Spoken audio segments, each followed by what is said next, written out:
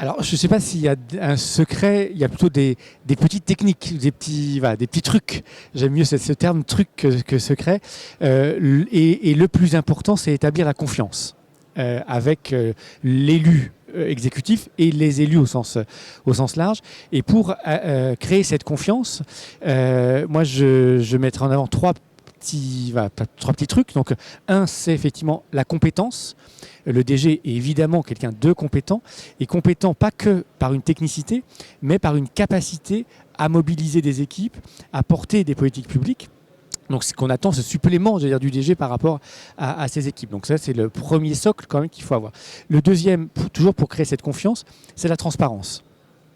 Et pour que les élus se sentent associés, impliqués et en confiance, il faut que le DG puisse leur dire en toute transparence les difficultés, les points forts, les points faibles, ce qu'on pourra faire, ce qu'on ne pourra pas faire. Et c'est comme ça qu'ils vont créer un lien. Si le DG est en position un peu renfermée ou au contraire se met trop en avant, ça ne peut pas être positif. Il faut qu'il y ait un bon positionnement, et ce positionnement, c'est celui de la neutralité, de la transparence. Et c'est ça qui fera, parce qu'on dit souvent loyauté, j'aime pas ce terme loyauté, moi. Je trouve qu'effectivement, encore une fois, ce positionnement de transparence, c'est ça qui est une preuve de loyauté, et non pas le dire comme ça. Et troisième truc, c'est deux petits outils. Alors, audit de début de mandat, alors le terme est un peu pompeux parfois, mais au moins de faire un état des lieux, et de dire aux élus, ben voilà, vous arrivez dans une collectivité, elle ressemble à ça. Et c'est ça sa photo. Et donc cet état des lieux pour lui permettre de la connaître, et de la connaître avec de l'intérieur et non plus leur vision extérieure de citoyens avant devenus élus. Et le pendant de cet audit, c'est un projet de mandat. Et donc dans les premiers mois, c'est construire ce projet de mandat et partir du projet politique et le transformer en outil qui va servir pendant 6 ans sur la mandature.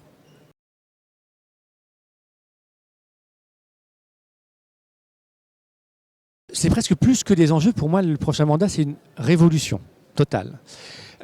Et qu'il y ait alternance ou pas alternance d'ailleurs. Parce qu'on est confronté à deux sujets majeurs. Un, que moi je qualifierais de recentralisation. Alors je sais que tout le monde ne le dit pas comme ça, mais moi je suis assez brutal parfois de l'affirmer, où on a un État qui, dans la fin du mandat actuel, a contrôlé fortement la partie dépenses publiques, continue à le faire avec la suppression de la taxe d'habitation, etc. Et donc, perte d'autonomie fiscale, et donc des normes qui sont de plus en plus lourdes. Et outre le discours qui est, oui, effectivement, l'autonomie, etc., ce n'est pas vrai. On alourdit les normes de plus en plus. Et l'État qui ne sait pas gérer ses impôts supprime la taxe d'habitation et bientôt va culpabiliser les collectivités locales sur le changement climatique.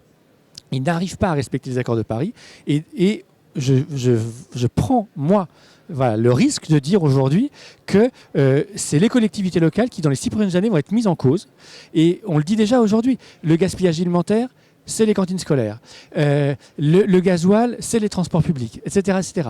Et donc, on met en cause les collectivités. Et je crois qu'effectivement, ça va être ça notre défi, de démontrer qu'on est plus vertueux qu'on veut bien le dire, et l'être encore plus. Et c'est pour ça que je dis que c'est une révolution, même pour les élus qui vont être en continuité, c'est qu'ils vont devoir changer de discours, et ça va être parfois plus dur, et même pour les DG, plus compliqué, parce qu'il ne faudrait pas, et je le souhaite à aucun de mes collègues, et pas à moi au premier chef, qu'on soit le changement, quand l'élu ne change pas, il change son DG pour marquer ce changement-là. Ça peut être un risque, et qu'il faut qu'on assume collectivement.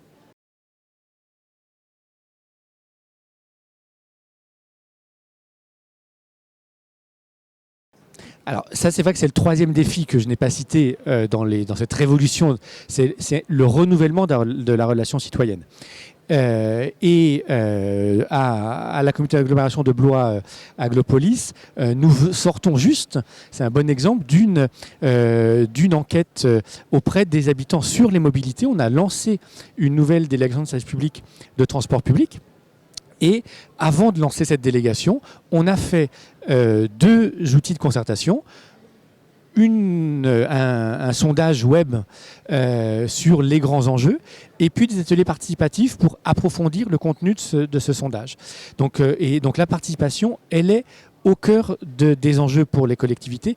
Et il faut que les DG se l'approprient et que ça ne soit pas une défiance. Là aussi, que je ne sais pas, de confiance au tout début. Souvent, les services disent mais la concertation, ça nous met en cause dans notre compétence. Non, au contraire.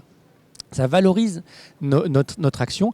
Et donc, je crois qu'il faut qu'on soit les fers de lance de la concertation, de la participation citoyenne.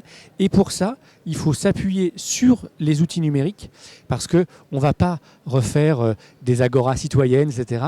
Donc, le numérique est un bon outil. Et c'est pour ça que, outre ma casquette Aglopolis, j'ai développé le livre blanc pour la transformation des collectivités locales là, qu'on va mettre en ligne très prochainement. Qui va mettre en avant que ces outils numériques sont la solution pour facilement contacter le citoyen, avoir des retours et pouvoir effectivement être en interaction quasi permanente et non pas comme dans le passé, on faisait une réunion et puis après on faisait un compte rendu et puis ça prenait des mois et des mois. Non, ça doit être ultra rapide grâce au numérique.